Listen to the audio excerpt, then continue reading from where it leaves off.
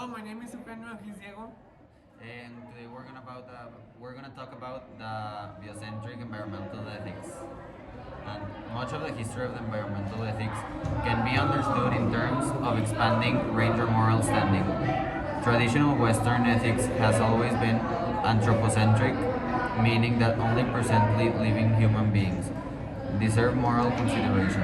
As an environmental issue, such as nuclear waste disposal, human population growth, and resource depletion came to the fore. Many, ethic, Many ethics argued that moral standing should be extended to include future generations of human beings. The animals' welfare and animals' rights movement argued for an extension of moral standings to at least some animals, and arguments followed to extend moral standing to plants and then to the such of ecological wholes as ecosystem, wilderness areas, species, and population.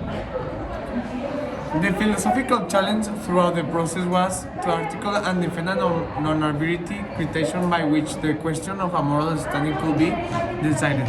On what grounds does one decide the object deserve to be considered in moral deliberation? Supporters of extending moral standing to the future generation argue that the temporal location, like geographical location, was an arbitrary ground for denying equal moral standings to human not yet living. Defenders of animal rights cited characteristics such as having interest, sentience, being conscious, and being the subject of life as the most appropriate criteria of moral standing. Biocentric ethics argue that the only non-arbitrary ground of assigning moral standing is life itself, and thus extends the boundary of moral standing about as far it can go. All living beings, simplified by virtue of being alive, have moral standing and deserve moral consideration. Roots of biocentric ethics can be found in a number of traditions as historical figures.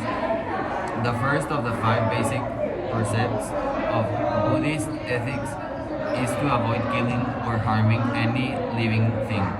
The Christian Saint Francis of Assisi preached to animals and proclaimed a biocentric theology that explicitly included animals and plants.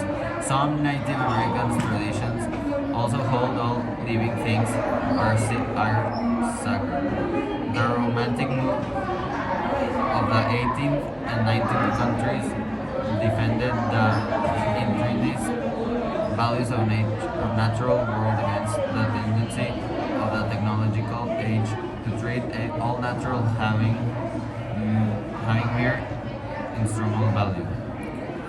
In the 20th century, perceptionists such as John Muir held that in the intrinsic value of natural areas, particularly wilderness areas, create responsibilities for humanity. Preservationists argued that in the intrinsic value of nature imposed duties to respect and preserve natural objects. However, the preservationist ethics can go beyond biocentrism in that it is not life itself that always carries normal value. Wilderness areas and ecosystems, after all, are not alive. Similarly, scholar Christopher D. Stone argued that trees should have legal standing will not strictly be centric in that Stone also avoids legal standing for mountains and rivers. This observation suggests that biocentrism is essentially an individualistic ethic. Life would seem an attribute of individual living things. Many environmentalists argue that the holistic entities such as ecosystems, wilderness areas, and species all deserve moral consideration. To the extent that such entities are not alive, strictly speaking, environmental holism differs from biocentrism.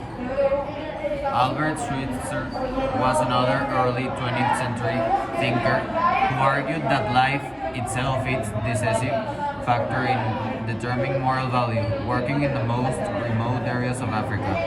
Schweitzer experienced a diversity, complexity, and multiplicity of the plant and animal life forms rarely seen within industrialized societies.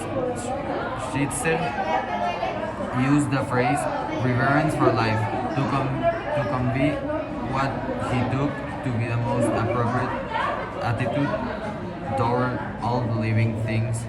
Life itself, in all its mystery and wonderment, commands respect, reverence, and awe. Thanks for watching and have a nice day.